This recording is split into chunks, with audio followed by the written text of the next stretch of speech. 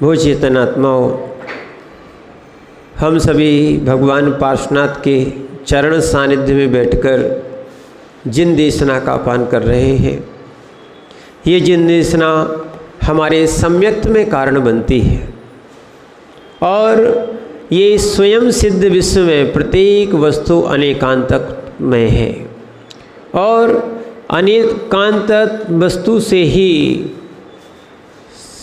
सर्व जीवों की या सर्व वस्तुओं की सिद्धि होती है और उनके सभी गुणों को हम जान सकते हैं। इसीलिए यहाँ जैन दर्शन बोले या अनेकांत दर्शन बोले, ये दोनों एकार्थवाची हैं। इसी बात को आचार्य भगवान यहाँ समंतभद्र स्वामी रत्नकंड श्रावकाचार में न्यायपूर्वक ही हमें समझाने का प्रयास कर रहे हैं, क्योंकि न्याय से वस्तु की सिद्धि होती है। क्या होता है? न्याय से वस्तु की सिद्धि होती है और जब वस्तु की सिद्धि हो जाती है, दृढ़ता आ जाती है, तो हम समझ जाते हैं कि ये हमारे साथ न्याय हो रहा है, वस्तु समझ में आ रही है, अन्याय नहीं हो रहा है। इसीलिए यहाँ पर कोई भी कल्पित बात नहीं बताई गई है। क्या है?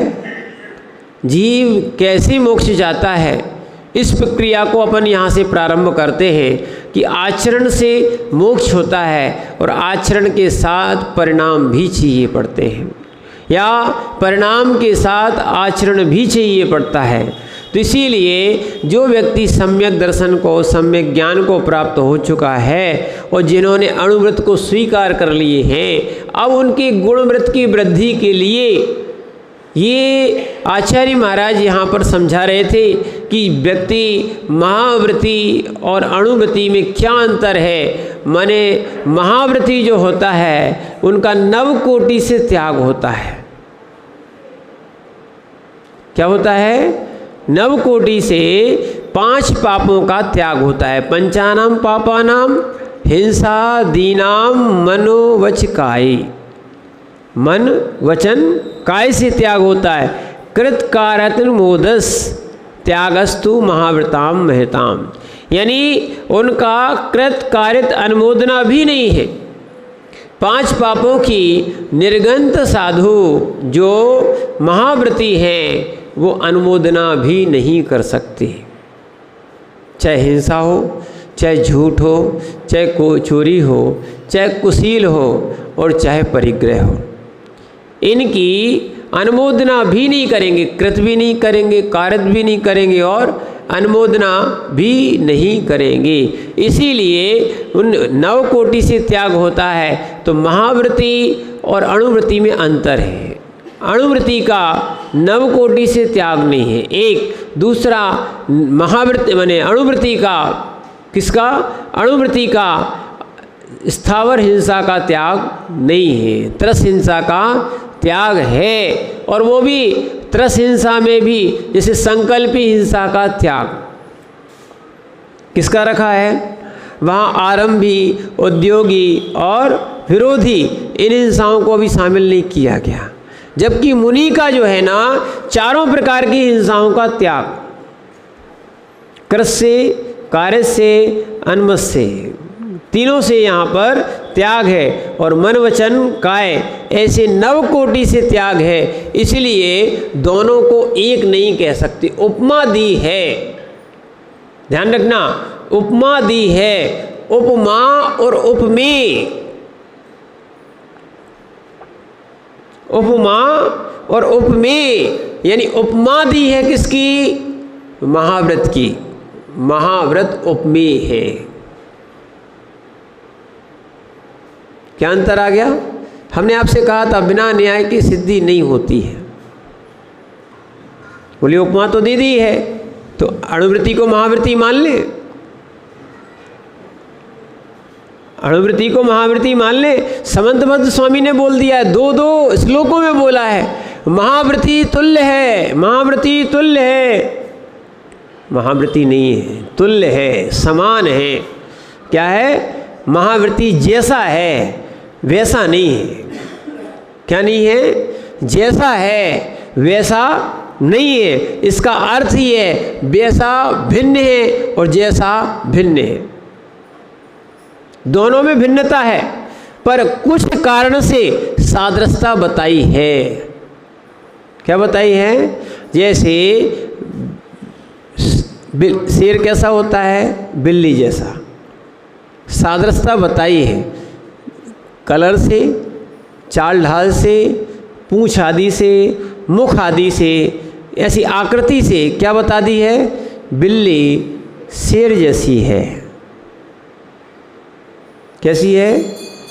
पर वो शेर नहीं है। क्या नहीं है? दोनों में भिन्नता है। ऐसे ही अणुवृत्ति और महावृत्ति में अंतर है। इनका पांचों पापों का नव कोटि से त्याग है। जब इतनी विशुद्धि बढ़ती है कि अब हमें पाप करना ही नहीं है, ऐसे जीव ध्यान रखना इन महाव्रतों को प्राप्त करते हैं, नव कोटि से त्याग कर देते हैं, कृतकार्यत अनुमोदना से त्याग कर देते हैं, सारे घर परिवार आदि को छोड़ देते हैं। कैसे बन जाते हैं? अनगारी, निर्गंथ योगी। सारे परिग्रह का भी त्याग। निर्गंथ का अर्थ क्या है? सारे परिग्रह का भी त्याग। क्योंकि अभी जो है ना, जो ग्रस्त है, अणुवृत्ति है, उनका तो परिग्रह का प्रमाण हुआ है। क्या हुआ है? परिग्रह का प्रमाण हुआ है, परिग्रह का त्याग नहीं हुआ है। क्या किया है नवीन भैया? परिग्रह का प्रमाण किया है। क्या किया है? परिग्रह का प्रमाण किया है। इसीलिए परिग्रह छोड़ा नहीं है, अकेला प्रमाण कर लिया है। अभी आप ही लोग बोल रहे थे महाराज जी ठीक है, 10 करोड़ की तो सीमा बांध सकते हैं, चाहे 10 करोड़ भले हो या ना हो। ठीक है ना? आपने त्याग किया है क्या? अभी त्याग नहीं किया है। जो वस्तु है नहीं उसको छोड़ा क्या? उसको जोड़ा क्या? ठीक है ना? तो इसीलिए आपने एक प्रमाण किया है। कई लोग तो प्रमाण ऐसा भी करते हैं, उनके पास बहुत संपदा होती है, वो समझ लेते हैं इतनी संपदा से पाप आश्रय होता है, इसलिए वो और सीमित कर लेते, बाकी को छोड़ देते, दूसरे को सौंप देते। दान कर देंगे या दूसरे को सौंप देते हैं। तो ये जो है ना, फिर भी परिग्रह छूटा नहीं है। ग्रस्त है, परिग्रह छोड़ा नहीं है। और निर्ग्रंथों का स्पष्ट लिख दिया, निर्ग्रंथ। निर्ग्रंथ यानी जिनका परिग्रह लेश मात्र भी नहीं है। ग्रंथ यानी क्या होता है? परिग्रह। ग्रंथ यानी क्या होता है? परिग्रह। जिन्होंने ग्रंथ को छोड़ दिया है, इसलिए उनको लगता है निर्ग्रंथ। ग्रंथ यानी क्या होता है? ग्रंथ यानी क्या होता है? परिग्रह। ध्यान रखना, ग्रंथ यानी शास्त्र भी होते हैं और ग्रंथ का अर्थ परिग्रह भी होता है। इसीलिए ग्रंथ भी इसलिए पढ़े जाते हैं कि निर्ग्रंथ बने। ग्रंथ क्यों पढ़े जाते हैं?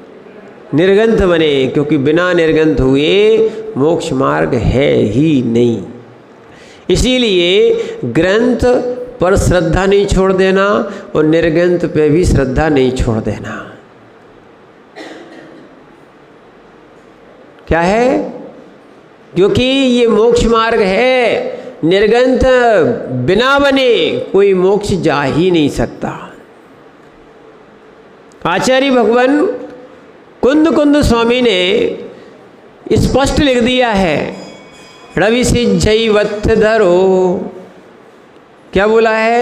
रवि सिज्जैवत्थ धरो चाय हुई तीर्थैरो रग्गो ही मुख मग्गो सीसाओ मग्गया सव्वे। रवि सिज्जैवत्थ धरो, कोई कितना भी मानता रहे, आचार्य कुंद कुंद स्वामी ने स्पष्ट खंडन कर दिया, वस्त्रधारी की सिद्धि नहीं होती। रवि सिज्जैवत्थ धरो चाहे होई तीर्थैरो, तीर्थंकर भी क्यों ना हो, वस्त्रधारी तीर्थंकर भी होगा तो उनकी सिद्धि नहीं होगी। मोक्ष मार्ग क्या है? ड़ग्गो ही मोक्ष मग्गो, नग्नता ही मोक्ष मार्ग है। शेषा उमज्ञा सब्बे, बाकी मोक्ष मार्ग नहीं है। एक बात अच्छी समझना, क्योंकि देखना वस्त्र क्यों उतारे हैं, कल ही लिखा है वस्त्र क्यों उतारे हैं, क्योंकि वो सारा परिग्रह समाप्त हो जाए, विकल्प खत्म हो जाए, और वास्तव में अंतरंग में उतरने के लिए ही उतारे हैं। किसमें? जहाँ किसी के पास भी न मांगना शेष रहे, न रखना शेष रहे। इसीलिए पिच्छी और कमंडल ये ही मात्र उपकरण रहते हैं। ये भी क्या है? उपकरण है। उपकार करते इसलिए क्या है? उपकरण है। यानी हमारे शौच आदि में कमंडल और संयम में जीवों की रक्षा के लिए पिच्छी ये इतने काम आती है कि हम उसको आराम से बैठ सकते, कहीं जीव होता है उसको हटा सकते हैं, इसीलिए इसको उपकरण कहा गया है। वास्तविकता में ये भी एक प्रकार का अचित परिग्रह है। ध्यान काल में इनका विकल्प नहीं है, पर साधना काल में सोपयोग में इनका विकल्प रहता है। इन्हीं से जीव जो है ना, जीवों को रक्षा कर सकता है, मार्जन कर सकता है। ध्यान रखना, पिच्छी इतनी कोमल होती है, कभी कभी वो उड़ने वाले कीड़े होते ना छोटे छोटे, जिसको मिकुआ बोलते हैं। आप लोग क्या बोलते हैं? क्या है? चार इंद्री जीव, माऊ बोल देते हो, जो सरसों आदि में होती है। अगर वो आँख में लग जाए, आँख में लगने के बाद यदि उसको आप किसी भी साधन से निकालोगे, चाहे रूमाल से निकालोगे, चाहे हाथ से निकालोगे, वो अधिकतर मर ही जाती है। पर अगर पिच्छी से निकालोगे, या पिच्छी के उससे बाल से निकालोगे, वो भी जीवित रहती है, वो मरती भी नहीं है। कितना अच्छा साधन! आँख में भी तकलीफ नहीं होगी और जीव को भी तकलीफ नहीं। सूक्ष्म से सूक्ष्म जीव जो आँखों से दिखाई नहीं देते, उनका यदि मार्जन भी कर लिया जाए तो वो आराम से बिना कष्ट के अलग हो सकते हैं। और मार्जन करने का तरीका भी जो उन गुरुदेव होते हैं वो सिखाते हैं। ऐसा नहीं है कि मार्जन लिया, जोर से पकड़ा और रगड़ दिया, नहीं, आराम से करेंगे और उसको ऊपर ले जाके दूसरी जगह और ऐसी जगह डालना चाहिए। मार्जन आप भी करते हो या करना चाहिए, ऐसी जगह जीवों को डालना चाहिए जहाँ पर उनकी हिंसा या घात ना हो या मरण को प्राप्त ना हो। नहीं तो आपने उठाया कचरा, कहाँ डाल दिया? रोड पे, या पॉलीथीन में भरा कचरा और डाल दिया गाय के सामने। अब वो खा जाएगी, सारी हिंसा का दोष आपको लगेगा। पानी खुला भी छोड़ देते हो तो भी आपको जीव मरेंगे, तो हिंसा का दोष आपको ही। इसीलिए पहले के लोग सूखे बर्तन में आंसते थे और बर्तनों को भी उल्टा रखते थे।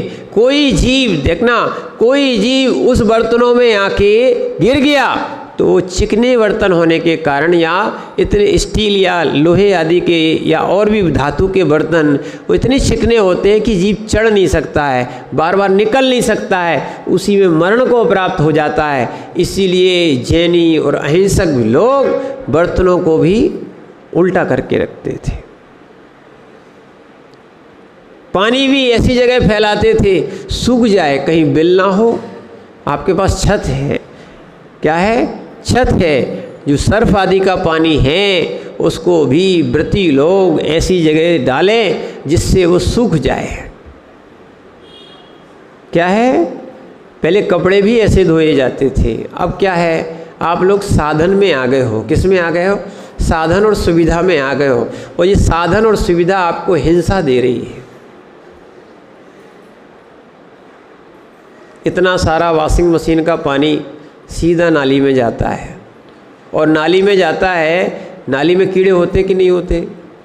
सारे जीवों का एसिड भी बहुत सारी उपयोग होने लगी हैं, और सोडा भी एक एसिड है। क्या है? ध्यान रखना, अगर उस सोडे को अपन हाथ में ले लेंगे तो हाथ जल जाएगा, छेद हो जाएंगे। क्या है, सोड़ा बोलते उसको, इतना माने तीखा होता है और जीवों के शरीर पे जाएगा, क्या हालत होगी। जैसे तेजाब होती ना, तेजाब, बहुत से कार्यों में आप लोग तेजाब भी उपयोग करते हो। जो टॉयलेट को साफ़ करते हो ना, आप टॉयलेट को साफ़ करते हो, वो क्या है, नमक की तेजाब। अगर कपड़े पे डाल दो तो कपड़ा जल जाएगा। क्या है ये सब, उसमें केमिकल बना दिए, कंपनी ने अपना नाम रख दिया। आप समझते हो कि बिना मेहनत के जल्दी साफ़ हो जाती है, पर ध्यान रखना उसमें कितने सारे जीवों का घात भी होता है। ऐसे बहुत से कार्य गृहस्थी में बढ़ते ही जा रहे हैं, हिंसा में बढ़ते ही जा रहे हैं। इसलिए जब जब गृहस्थी में रहोगे तो हिंसाएं बहुत होती रहेंगी। इसलिए निर्गंत साधु जो है, महाव्रती जो बनते हैं, इन हिंसाओं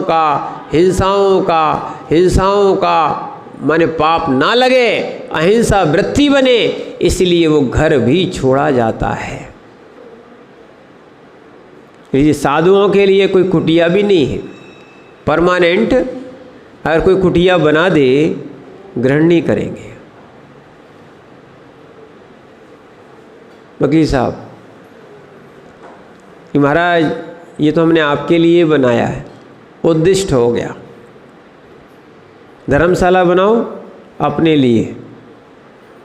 किसके लिए? अपने लिए, और उसमें महाराज रहे।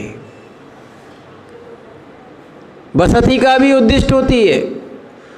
क्या है? ये अज्ञानता है कि संत और संत अपने नाम से बनाए हो, संत के निमित्त से बनाओ। आप हिंसा करते हो, महाराज हिंसा नहीं करते, नवकोटि से त्याग है यहाँ पर।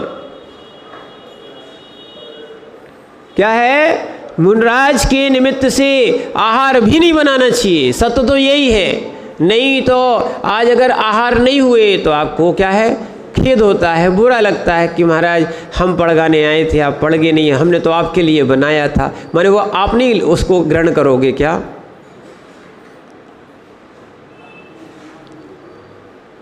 बताओ, आप ग्रहण नहीं करोगे क्या? बोलू भैया, सुभाष जी, अगर मुनिराज के आहार नहीं हुए तो आप ग्रहण नहीं करोगे क्या?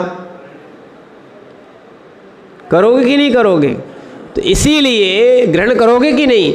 जब ग्रहण हो ही गया है, चाहे मुनिराज करते चाहे आप करते, तो इसीलिए ध्यान रखना, यहाँ अगर आपने मुनिराज के लिए आहार बनाया है तो उद्दिष्ट नाम का दोष भी लगेगा, औद्देशिक नाम का दोष भी लगेगा। दो दोष है। क्या है? उद्दिष्ट नाम की प्रतिमा है, और दूसरा क्या है?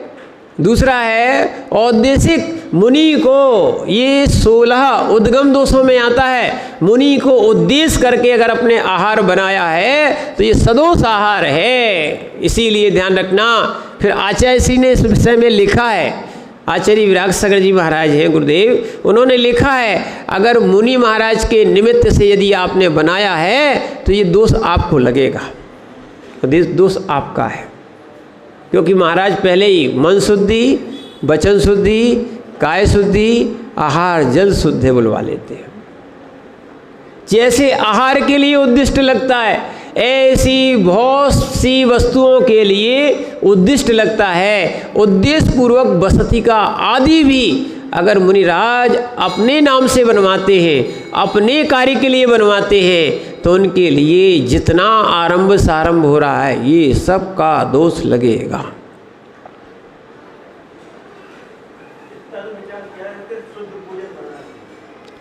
बस अगर आपको निर्गंत साधु के आहार कराना ही है तो आप नियम ले लो, वो तो सब अच्छी बात है।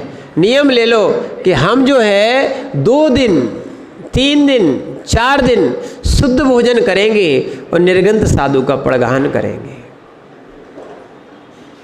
क्या करेंगे?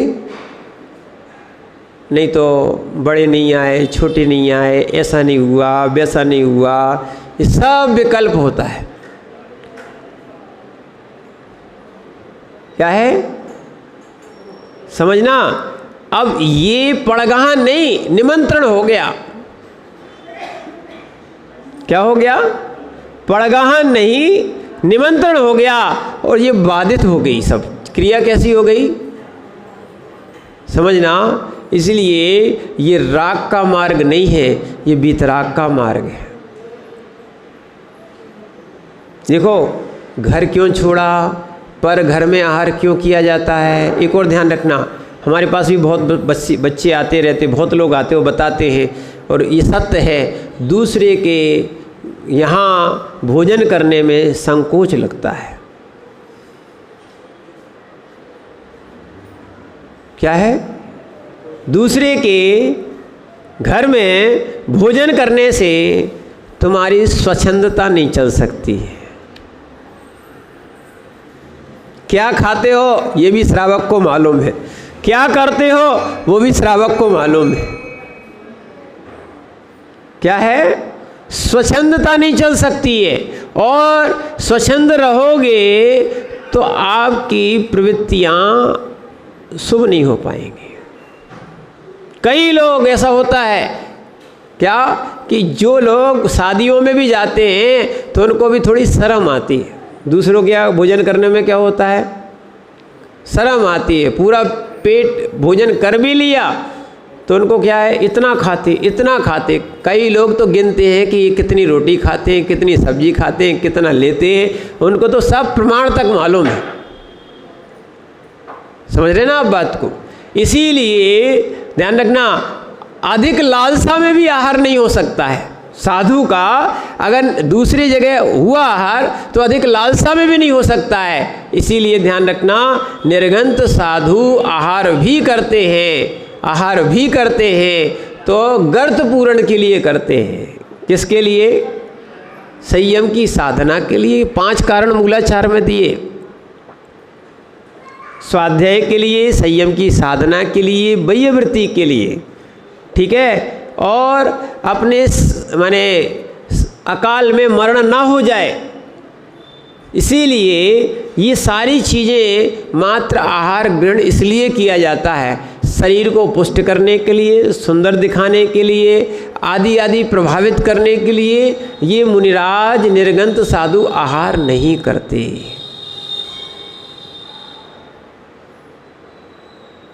ध्यान रखना, इसीलिए उनका आहार कहलाता है। और भोजन जो होता है वो रुचि से होता है। भोग करेगा, भोजन करेगा, भोगी, ठीक है। और योग के लिए जो आहार लिया जाता है, भोजन किया जाता है, उसको कहते हैं आहार, योगी, ठीक है ना। इसीलिए एक समय खड़े होके भी क्यों लेते हैं, खड़े होके क्योंकि ज़्यादा नहीं जाता। जो बैठ के एक बार लेना है तो भैया गैस के पास बैठ गए, वहीं बनाया और वहीं खाते गए, उठने तक कि इतना खा लिया। क्यों, इसको बोलते धांसू तेरस, धसान तेरस, ठीक है। बहुत सारे नब्द रखे हैं। हाँ, चौथ भी होती है, तेरस भी होती है। अब 14 का उपवास करना है या पंचमी का उपवास करना है, इतना धांस के वो भोजन कर लेते हैं। क्या करते हैं, इतना भोजन कर लेते हैं कि अब उठते नहीं बनता, क्यों, कल खाना नहीं है, कल का स्टॉक बना लिया।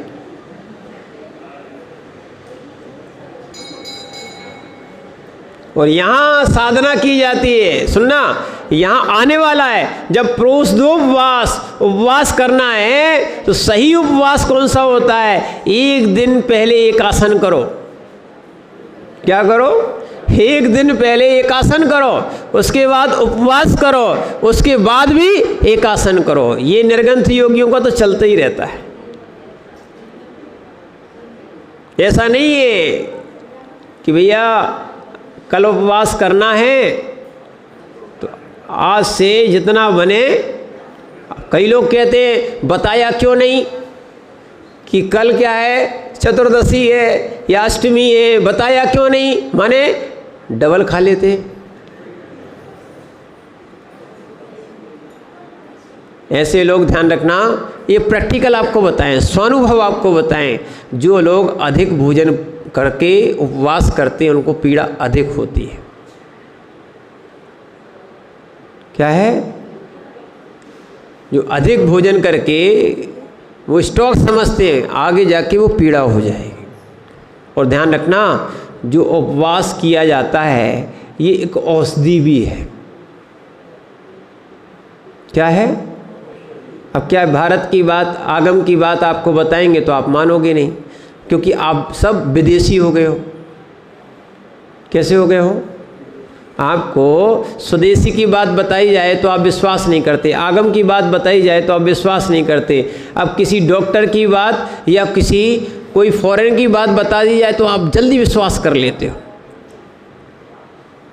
ठीक है, आपके विश्वास के लिए एक फॉरेन की बात बताई जा रही है। क्या? जापान ने एक खोज की है, ऐसा हमें एक जन ने बताया। जापान ने एक खोज की है, जो व्यक्ति महीने में 2 उपवास करता है, 2 फास्ट करता है, वो इंग्लिश में क्या बोलते हैं उसको? फास्ट। जो 2 उपवास करता है वो कैंसर से 80%, 85% लड़ने की क्षमता बढ़ा लेता है। क्या? नहीं, 10 घंटे का नहीं, 4 प्रकार के आहार का त्याग। उपवास की बात ये कह रहे हैं। क्या है? यानी आपको महीने में कम से कम 2 उपवास करने वाला। और उपवास होना चाहिए। ये नहीं है कि महाराज जी पर्युषण आ रहा है, हरी नहीं खाएंगे पर केला खाएंगे। क्या है? आम खाएंगे, आम हरा थोड़ी होता है, आम तो पीला होता है, केला सफ़ेद होता है। ठीक है, नारियल पानी होता है। क्या होता है? पानी होता है। इसीलिए ध्यान रखना, ये भी क्या है? सब हरी है। और यदि आपने पानी के अलावा पानी को लिया है तो उपवास को अनुपवास कहते, वो भी एक समय। और यदि आपने फल दूध आदि लिया है, अन्न का त्याग है, एक आसन हो गया। क्या हो गया? एक आसन हो गया। फलाहार बोलते ना, फल का आहार। ठीक है, एक समय करोगे तो एक आसन, 2 समय करोगे तो ये वो दर्शन नहीं है। नहीं तो दिन भर आपके साबूदाने की खिचड़ी या अन्य वस्तुओं को खाते रहो, फिर भी उपवास। देखना, वहाँ भी कहा जाता है निर्जला, निर्जल। ठीक है ना? यानी 4 प्रकार के आहार का त्याग, इसका नाम क्या है? उपवास। शरीर को, जैसे देखना मशीन को आप रेस्ट देते कि नहीं देते ना, ऐसे ही शरीर की मशीन को भी रेस्ट देना चाहिए।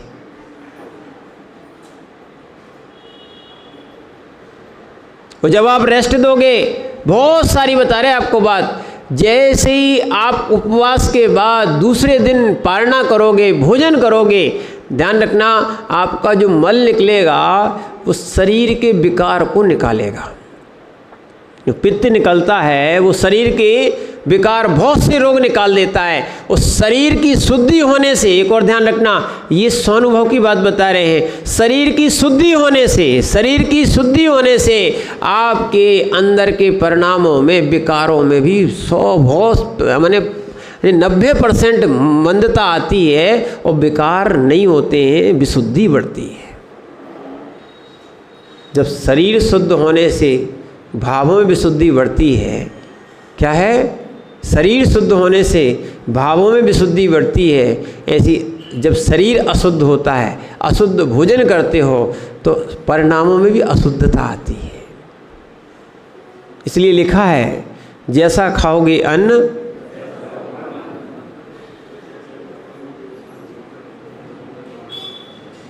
समझ में आ रहा कि नहीं? पहले की एक निशानी थी, जैनी की पहचान थी। अगर कोई बाहर जाता था तो कनक कलेवा छन्ना, ये जैनी के चिन्ह। क्या है? बबलू भैया सीख जाओ, कनक कलेवा कुछ नहीं करना। क्या है? जहाँ आग मिली कंडे भी नहीं। ध्यान रखना, कंडे में तो असंख्यात जीव होते हैं, नहीं तो तुमने कंडे पे बाटी बना ली। क्या है? इसीलिए अग्नि पे अगर अग्नि आओ साधन पे, आप कुछ नहीं करो, कनक यानी क्या ले गए, आटा ले गए, उसमें अपना पानी मिलाया, और छन्ना तो है ही, छना हुआ पानी मिलाया और उसमें बना लिया। ध्यान रखना, आप जब ऐसा काम कर लोगे ना तो होटलों पे खाना है। अब करें क्या, महिलाएं भी, इनका एक नाम ही है प्रमिदा। क्या नाम है? हाँ, महिला, ठीक है ना, महिला का नाम क्या है? प्रमिदा।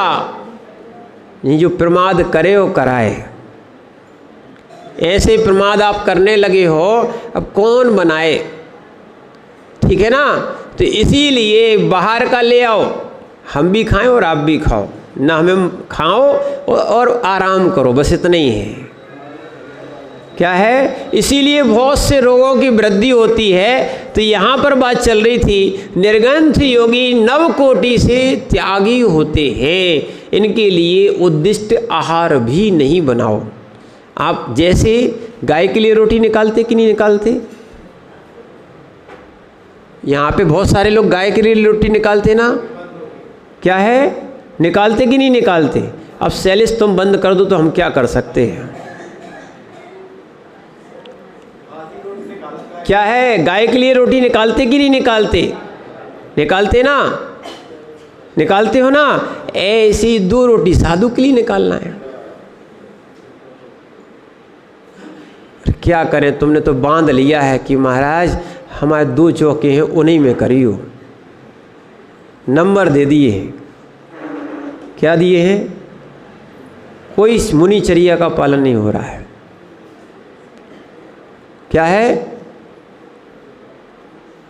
देव पूजा, गुरु उपास्ति, स्वाध्याया, संयमा तपः, दानश्चेति ग्रस्ताणाम, षट्कर्माणि। नहीं, नंबर आए तब। क्यों रंग महल, ऐसा ही है ना।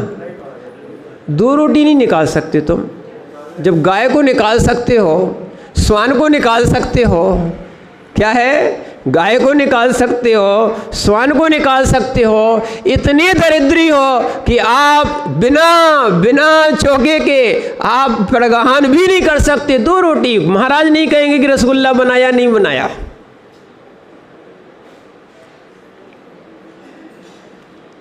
इतना श्रावक है, घर घर में आपके पास में कुएं हैं। मन्नू भैया समझो, निर्ग्रंथ योगियों को जो व्यक्ति आहार नहीं दे पाया, ठीक है, उस श्रावक कैसा, दानम पूजम मोक्षम कुंद कुंद स्वामी की बात मान लो। रेण सार में लिखा है क्या, दानम पूजम मोक्षम ना होई तेन विना सावय धम्मम। श्रावक का धर्म नहीं होगा, कैसे पाप धुलेंगे? क्या है? इसलिए शैलेश भैया ये मत कहना जो स्वाध्याय करने लगा वो दान पूजा नहीं करता। अरे जो दान पूजा नहीं करता वो तो श्रावक ही नहीं होता सम्यक दृष्टि। कैसा? जो दान पूजा ना करे उसके पाप कहाँ धुलेंगे? यही रत्नगण श्रावकाचार में आगे आने वाला है, नवदा भक्ति का फल। क्या है? ऐसे ही क्या आचार्य महाराज कुंद कुंद स्वामी ने रेण सार जी तक में लिखा है। इसीलिए ध्यान रखना कि आचार्य महाराज कह रहे हैं मुनि के नवकोटि से त्याग होता है, इसलिए मुनि के निमित्त से आप ना बसती का बनाएं ना चौका लगाएं। क्या है? और महाराज भी ध्यान रखना, महाराज भी घर के चौक तक जा सकते हैं। अब तो चौक होता नहीं है, पहले जो आंगन होता था ना चौक तक, वहाँ तक महाराज जाते थे, पड़गा लेता था तो पड़ग जाते थे, नहीं तो लौट के आ जाते थे। ये है विधि। और यदि तुमने निमंत्रण कर लिया, वो महाराज की विधि नहीं है। क्या है? इसीलिए अपन को जो है ना इतना तो करना ही चाहिए कि निर्गंत साधु के लिए कम से कम, इतने गरीब हो क्या आप लोग 2 रोटी नहीं निकाल सकते? बताओ। क्या है? अपने द्वारापेक्षण जो जो व्रती है उनको तो कर्तव्य ही है, आने वाला भी निकलेगा। अतिथि समविभाग, अपने भोजन में से अतिथियों के लिए आहार कराना।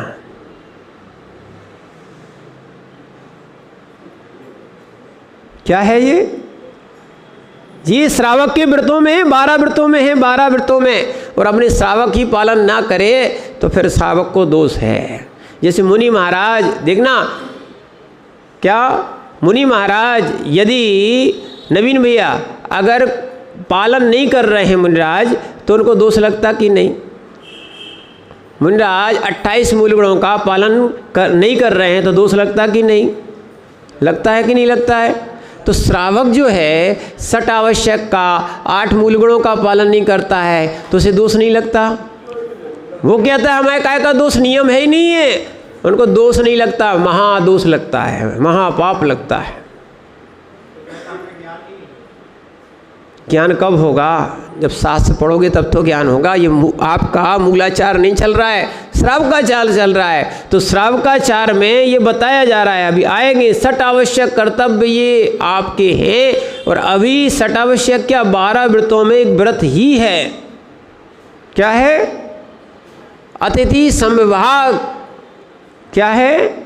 आने वाला है। इसीलिए अपन आगे पढ़ते हैं तो यहाँ पर 5 महाव्रत जो होते हैं नवकोटि से त्याग है। मुनिराज नहीं कहेंगे, ध्यान रखना, वैयावृत्ति के लिए कह सकते हैं इनको ऐसी औषधि चलाना, ऐसा लेना, पर हम ये लेते हैं, महाराज ये भी नहीं कह सकते। या महाराज के लिए एक और ध्यान रखना, नहीं तो बहुत सी व्यवस्थाएं आप बिगाड़ रहे हो। जो महाराज के आप रागी हो गए हो, महाराज बता दो हम आपके सामने बना देंगे। सो सामने गैस चल रहा है और आप बनाते जा रहे हो। सदोष आहार, जब वो बनवा नहीं सकते हैं वो आप सामने बना रहे हो, ठीक है ना?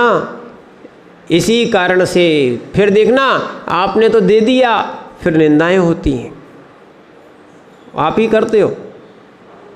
इसीलिए देते भी हो और निंदाएं भी करते, दोनों बातें होती है। इसीलिए ध्यान रखना कि हम ऐसी चर्या का, देखो आपको ऐसे निर्गंत साधु मिल गए हैं जिन्होंने घर छोड़ दिया है, इन्होंने सब कुछ छोड़ दिया है, उनको भोजन का राग सता रहा है। और जो विधि से चले आ रहे, ऐसा नहीं फिक्स हो गया कि इतने पैसे देंगे तो हमारे घर में पड़गान होगा। सदोष आहार क्या है? सुन लो भैया, अगर आपने ऐसी व्यवस्था बना ली तो ये भी क्या हो गया? सदोष आहार। समझना आप बात को। इसीलिए बहुत सारी बातों को समझना, क्योंकि ये अगर आपने नहीं समझा तो कल्याण का मार्ग बंद हो जाएगा। एक के लिए जिससे राग है उसके लिए आप धीरे से सब काम कर दोगे, दूसरे के लिए आप बदनाम करोगे। क्या करोगे? इसीलिए, और आपने अगर देखना वास्तविकता में श्रावक बढ़िया हो जाए तो साधु क्या बाजार जाएगा या घर से उठा के लाएगा? पर श्रावक क्या है? डगमग हो जाता है। क्या हो जाता है? डगमग हो जाता है। अगर वास्तविकता में इस व्यवस्था से चलेंगे, ऐसे भी सेठ जी इसी में पढ़ चुके हो, ऐसे भी सेठ जी थे जिनके उपदेश से, महाराज के उपदेश से नहीं, सेठ के उपदेश से चोर भी छुल्लक बन गया।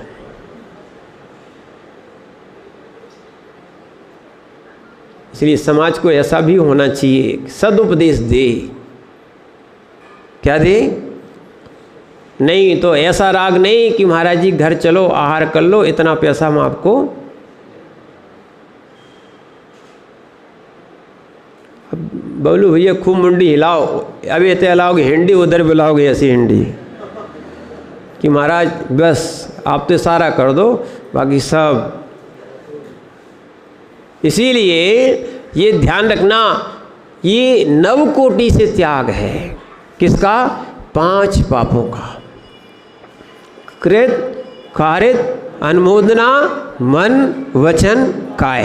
अब आगे बताते हैं, यदि जिस जीव ने अवधि की थी, किसकी, सीमाओं की, दिग्व्रतों में एक प्रमाण बनाया था, यदि वो प्रमाण को बढ़ाता है तो उसको अतिचार लगते हैं। क्या लगते हैं?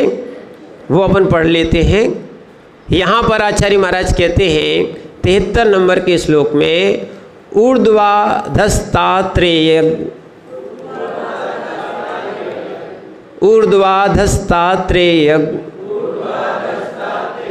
व्यतिपातः क्षेत्रवृद्धिरवधीनां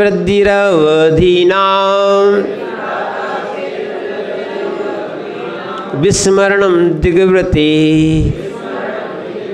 रत्यासः पंचमन्यन्ते।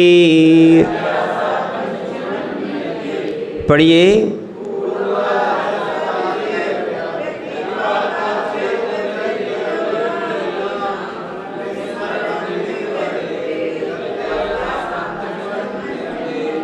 यहाँ पर आचार्य महाराज कह रहे हैं, कौन? अज्ञान व प्रमाद से। हमने क्या कहा? जितना भी पाप होता है, जितने भी अतिचार होते हैं, दो बातों से, एक तो अज्ञान राकेश भैया, और दूसरा प्रमाद। इसीलिए सारा पुरुषार्थ जीव को करना चाहिए अज्ञान व पुरुषार्थ को, प्रमाद को हटाने के लिए। जितना जीव पुरुषार्थ करेगा उतना सफल होगा। भाग्य भी साथ देता है। कार्य दो कारणों से सिद्ध होता है, वो भाग्य और पुरुषार्थ। किससे? भाग्य और पुरुषार्थ से ही कार्य की सिद्धि होती है, नहीं तो नियतवाद नहीं बना लेना। कई लोग कहते हैं काल लब्धि कोई वस्तु नहीं है। जिस समय जो कार्य होए उसको काल लब्धि जानना चाहिए। क्या है? जिस समय कार्य हो रहा है, ठीक है ना, वो काल लब्धि है। कोई काल लब्धि के भरोसे बैठा है कि अब जब निमित्त मिलेंगे कार्य होगा, वो अपने आप हो जाएगा। अपने आप तो ध्यान रखना, गेहूं भी रोटी रूप पर्णवन नहीं हो पाता है, जबकि उपादान शक्ति है। कल ही हमने इसलिए आपको बताया था, क्या? व्यवहार कारक और निश्चय कारक दोनों आवश्यक हैं। क्या है? व्यवहार निश्चय नहीं बनता, निश्चय व्यवहार नहीं बनता, यानी निमित्त उपादान नहीं बनता, उपादान निमित्त नहीं बनता, पर हैं एक दूसरे के सहकारी। अकेला निमित्त कार्य रूप परिणत नहीं करा सकता, और अकेला उपादान कार्य रूप परिणत हो नहीं सकता। क्या है? होगा परिणमन अपने अपने में, अपने ही चतुष्टय में। ठीक है? निमित्त का निमित्त रूप और उपादान का उपादान रूप। इसीलिए देखो, हम लोग आपको समझा रहे हैं, ये सब हम लोग निमित्त हैं। देव शास्त्र गुरु, ये सब क्या है? निमित्त। आपका उपादान होगा तो आप अणुवृत्ति भी बनोगे और महावृत्ति भी बन सकते हो। स्वयं का पुरुषार्थ करना पड़ेगा। इसीलिए यहाँ बोल रहे हैं, अज्ञान और प्रमाद से ऊर्ध्वाधस्त्यात्रियक, यानी ऊपर तथा नीचे दिशाओं में विदिशाओं की मर्यादा का उल्लंघन करना। जो आपने 10 प्रकार की मर्यादा ली थी, उससे मर्यादा से अधिक जाना ये अतिचार है। अब उससे आगे नहीं जाना। क्षेत्र की मर्यादा बढ़ा लेना। जैसे आपने प्लॉट लिया था, अब बगल का हॉल ले लो, सो अपना एक हो जाएगा। हमने तो एक ही का तो लिया था नियम। क्या है? या खेत था, तो खेत में क्या किया? बाजू वाला खेत खरीद लिया, बीच की मेट निकाल दी। एक ही खेत का तो है। किसी ने गहने का लिया था, तो उन्होंने क्या किया? उस गहने को मिटा के भारी भारी बनवा लिए। भैया, यहाँ लोभ खत्म करने को, कम करने को, ये क्या है? अणुव्रत कहा था। क्योंकि विरक्ति जिनमें होती है, उसकी बात कही थी। क्षेत्र की मर्यादा बढ़ा लेना। क्या करना? क्षेत्र की मर्यादा बढ़ा लेना। अवधि नाम, की हुई सीमाओं की मर्यादा करना। क्या है? मर्यादाओं को भूल जाना कि हमने कितनी की थी, हमने लिखी नहीं, मालूम नहीं, अब क्या करें। तो ये भी एक अतिचार हो गया। आप अपने याद नहीं रहता है तो लिख लो, और याद रखना है तो बार बार स्मरण कर लो। क्या कर लो?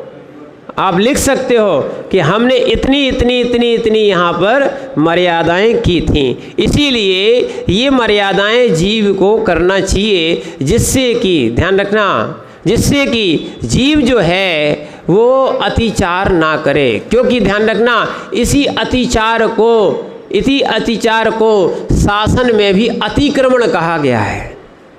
क्या कहा गया है? वर्तमान में क्या है? इसको बोलते हैं अतिक्रमण। क्या बोलते हैं?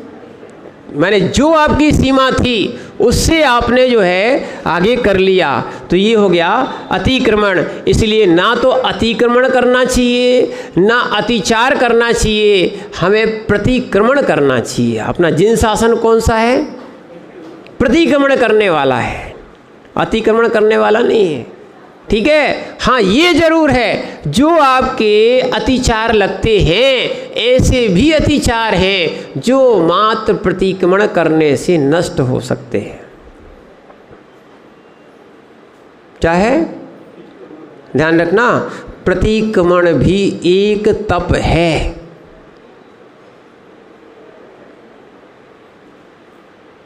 प्रायश्चित तप है कि नहीं? और प्रायश्चित के लिए ही प्रतिक्रमण किया जाता है। क्या है? इसीलिए अपने पाप करना चाहते हो, आपको बहुत अच्छी बात बता रहे आज। क्या है? जो लोग कहते हैं कि महाराज जी पाप कैसे कम हो जाएं, या बहुत सारे लोग अमीर होते हैं, है ना, तो एक कारण भी है उनका। कई लोग जो गलतियां करते हैं, कई लोग रोज़ प्रतिक्रमण करते हैं, भगवान ये से मेरे पाप हुए हैं, मिथ्या हो, क्षमा करो। तो ऐसा एक प्रतिक्रमण भी मुश्किल से जिनवाणी में दिया है, 2 पेज का है, और 2 पेज में 2 या 3 मिनट लगेंगे आपको। क्या है? तो आप रोज़ प्रतिक्रमण करना चाहिए। जब मुनि महाराज 3 बार करते हैं, कौन? मुनि महाराज, जिनका घर नहीं है, इतने पाप नहीं है, 5 पापों का उनका बिल्कुल सर्वस्व 9 कोटि से त्याग हो गया है, जब वो पाप करने के लिए प्रायश्चित रूप में 3 बार प्रतिक्रमण करते हैं, और 14 को तो 2 घंटे का करके आते हैं। कितना? पाक्षिक प्रतिक्रमण भी अलग से करते हैं। देखना, जब इतना करते हैं तो आपको नहीं करना चाहिए क्या? अगर आपको पाप कम करना हो तो रोज प्रतिक्रमण करना।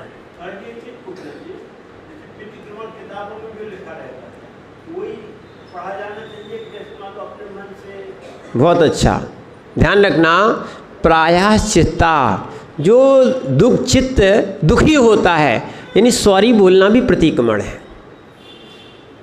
क्या है? क्या है? पर ऐसा नहीं कि जिससे आपने बैर विरोध हुआ है उससे सॉरी नहीं बोल के, जिससे गलती हुई है उससे ना बोल के आप किसी के और के पास जा रहे हो। जिससे हुआ है उसी से क्षमा मांगना। सॉरी क्या है? क्षमा मांगना। ये इंग्लिश में आ गया है। क्या करना? तस्मिच्छामि दुक्खड़म, ये मेरे पाप मिथ्या होवे, ऐसा कहना ये भी एक क्षमा है। यानी हम क्षमा मांग रहे हैं, हमारे पापों की आलोचना कर रहे हैं, निंदा गरहा कर रहे हैं। और जैसा आपने कहा बिल्कुल सत्य है, ये भी पहले प्रतिक्रमण चलता था। कौन? भगवान अजितनाथ से लेके भगवान पार्श्वनाथ तक के जितने शिष्य थे, उनके जितने दोष होते थे वो उतना कर लेते थे। पर भगवान महावीर स्वामी के शिष्य कुटिल हैं। कैसे हैं? कुटिल हैं। इसीलिए इनको पूरा प्रतिक्रमण करना चाहिए। और आचार्य श्री तो एक और बात बोलते थे, हाथी के पैर में सबके पैर आ जाते। आते नहीं? हाथी के पैर से बड़ा किसी का पैर होता क्या? नहीं होता ना। अगर हाथी के पैर में, पैर की बात कर दी, हाथी के पैर में सबके पैर समाहित हो जाएंगे ना। अरे इतना बड़ा पैर है, इससे ज़्यादा बड़ा कोई का पैर होता क्या? ठीक है ना। ऐसे ही आचार्य महाराज कह रहे हैं, आप तो प्रतिक्रमण कर लो, जितने भी दोष होंगे, जितने भी होते थे, सारे दोष प्रतिक्रमण में आचार्यों ने लिख दिए। एक और ध्यान रखना, ऐसे ही शांति धारा जी आप पढ़ते हो तो कोरोना मारी, कहीं ये मारी, ठीक है ना, कि वायुयानम, अरे उन्होंने सब लिख दिया है। कभी आप उसको विस्तार से संस्कृत को हिंदी से पढ़ना, महामारी में सब मारी आ गई। क्या आ गई? अलग से बोलने की आवश्यकता नहीं है। आचार्यों ने जो जो शांति धाराएं लिखी हैं, जो जो प्रतिक्रमण लिखे हैं, उनमें ऐसा दोष मन से, वचन से, काय से, स्वप्न से, चलने से, फिरने से, इतने प्रकार के दोष हैं, सारे आ जाते। इसलिए आप निश्चिंत होके, वकील साहब जो आचार्यों ने लिखा है और अपनी भी जिस समय हुआ उस समय कर लो, और जो आचार्यों ने लिखा है उसको आप पूरा पढ़ो। भाव प्रतिक्रमण है, द्रव्य प्रतिक्रमण के साथ भाव प्रतिक्रमण करना और मर्यादा की हुई वस्तु की उल्लंघन नहीं करना, नहीं तो ये अतिचार कहलाएंगे, ऐसा समझना चाहिए। ओम नमः सिद्धेश्वराय।